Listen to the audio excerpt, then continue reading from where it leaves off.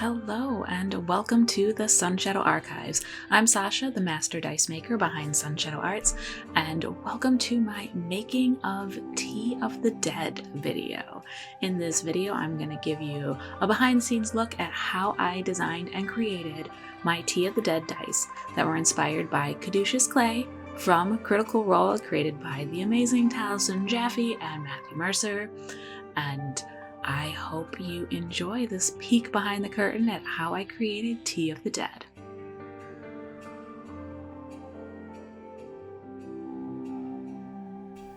Step 1 is to take a flat white resin and inject it into the custom mold that I created and let that cure.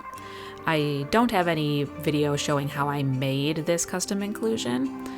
But it is a teacup with mushrooms, flowers, bugs, and then on the underside it has bones of the dead underneath the ground. So we cast that in just a plain white resin. I pick white because I want the teacup to be white, and I don't have to paint the teacup, so that's why I make the inclusion white to start off with. Then I have to paint up the inclusion, and the first thing I paint is underground, and you can see that I use 4 different colors of paint, 3 browns and black, and I smush them all together, and it just makes the ground a little bit more dynamic in appearance because I'm using multiple shades of brown and getting them all into those little tiny nooks and crannies. And then once I have the brown painted on just the way that I want it into everything, I take a wet sponge and just brush off the top of the bones because I want the bones to stick out. We want them to look kind of like a dirty white in appearance.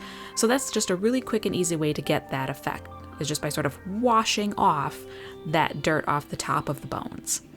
And then I just go in here with my detail brush once that has dried and go in and get all the dirt on the other side of the mold that has our teacup and flowers and whatnot, and paint in all the dirt underneath.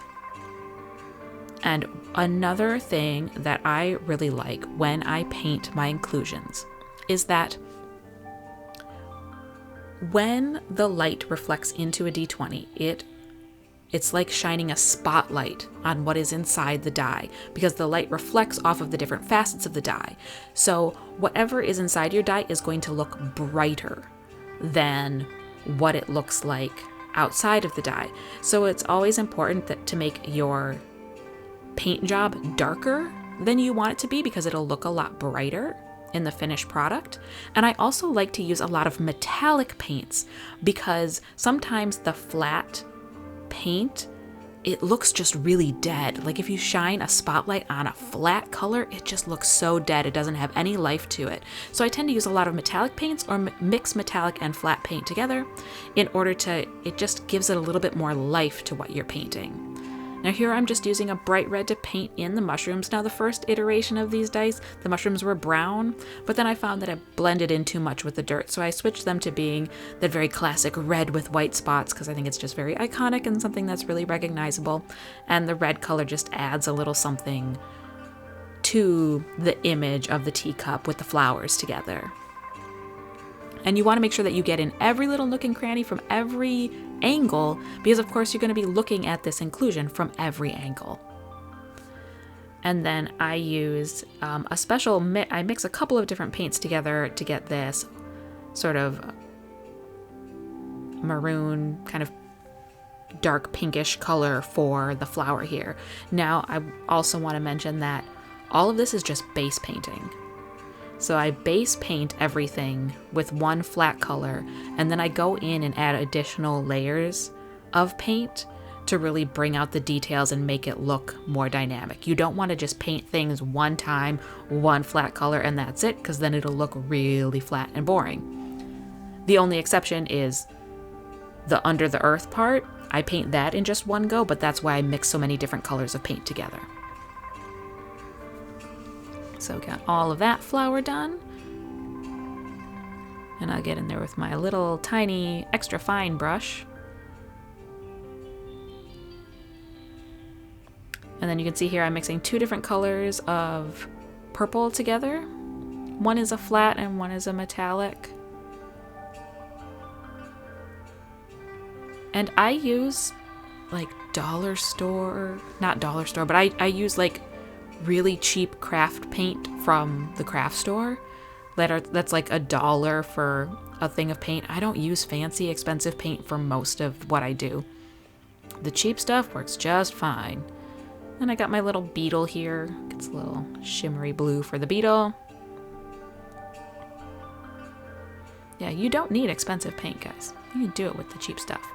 Then I'm going to paint in all my foliage. This is a custom shade of green that I made by mixing a few other paints that I had together to get this custom green. I'm painting a little fern here.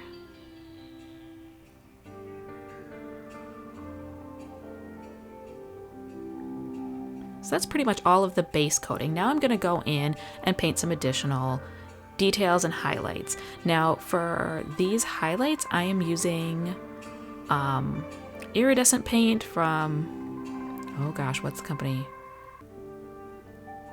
I'll put it on the screen when I record because I can't think of the company, but they have this really cool line of iridescent paints that just came out that I got a whole set, and I like to use these for some details because they're color shifting. So they're iridescent color shifting paint. And so again, by using something that's color shifting, it gives it just an extra little something something that makes it look really cool.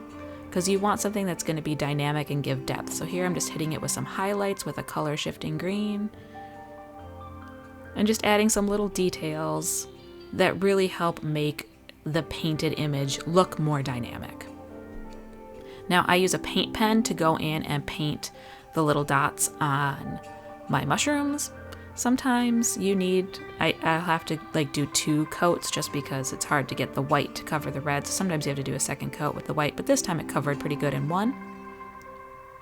And now I actually do glue on little bits of real plant life. So I'm using a pin to put glue. It's just regular tacky glue. And these are tiny, tiny little bits of dried moss and dried flowers that I just pack in here. And one of the great things about making these inclusions is that you can, you know, if you screw up something or something doesn't look quite right, just cover it. You can just keep adding more layers and cover up the things that look kind of wonky. And so that's what I did here, is that I made all of the major elements out of resin that's painted. But then by filling in all the little gaps in between and the places where things meet and spots that don't quite look natural, by filling in all those little bits with actual natural elements, it really helps to give it a more authentic sort of look to it. You know, it fills in the gaps where things are maybe a little weird, and it just adds another layer of dimension that makes it all look just a little bit more realistic. And those are some little miniature dried flowers. And little bits of moss. And there we have the finished inclusion. Now it just needs some tea. So for the tea, I use a drop of yellow and a drop of purple. And that's what makes my perfect tea color. Don't mind me, I don't have an actual video, a camera stand in this room, so don't mind the shakiness. But yeah, that's how I get my perfect tea colors, a drop of yellow and a drop of purple. And then once that is cured, we have to add the smoke in the teacup. So this is just a clear bit of resin that I just smoothed out on a surface and then just took some white and kind of drug little swirls of it through the clear, and then you let it cure. And then you can cut out a little piece that's going to be your smoke swirl for the teacup. And using a little bit of UV resin, just plop a little bit of UV resin on the bottom, stick it into the teacup, and then let that cure with the UV light. And then once that is cured, and once it's inside of the dye, the clear part of the resin disappears and all you see is the smoky bit, because I use the same resin. So then we just pop our little inclusion inside of the dye mold and fill it with clear resin. And when you pull it out, you have a finished Tea of the Dead dye. Look at how beautiful that is. Mushrooms, flowers, teacups, dead people. So there you have it. That's how I made my Tea of the Dead dice. Every single one is individually hand painted, all of those layers, every time. So you can kind of see the level of detail and dedication that I like to put into my work. I really hope you enjoyed taking a look at the Tea of the Dead dice inspired by Caduceus Clay of Critical Role. And if you are interested in seeing more behind the scenes videos and you want to learn more about my process as a dice maker, I have a Patreon. And if you become a patron, you get access to all of these videos beforehand. You get access to sometimes extra long videos that the public doesn't get to see, and you get to vote on dice designs and all of that good stuff. I also give away a free die every month on my Patreon too. So head on over and check that out if that's something that you're interested in. I do also teach I teach beginning dice making on my website, and I teach advanced dice making, which is currently only available through my Patreon if you're interested in getting into dice making. And that's it for this Sunshadeau Archives, the making of Tea of the Dead. Thanks for watching. Don't forget to hit that subscribe button and be sure to check out other videos on the Ask the Dice Maker channel. Want to learn how to make your very own resin dice? Take a peek at my dice making classes on my website at sunshadowarts.com or on Patreon. And if you want to connect, you can always find me on Twitter and Instagram at Sunshadeau Arts.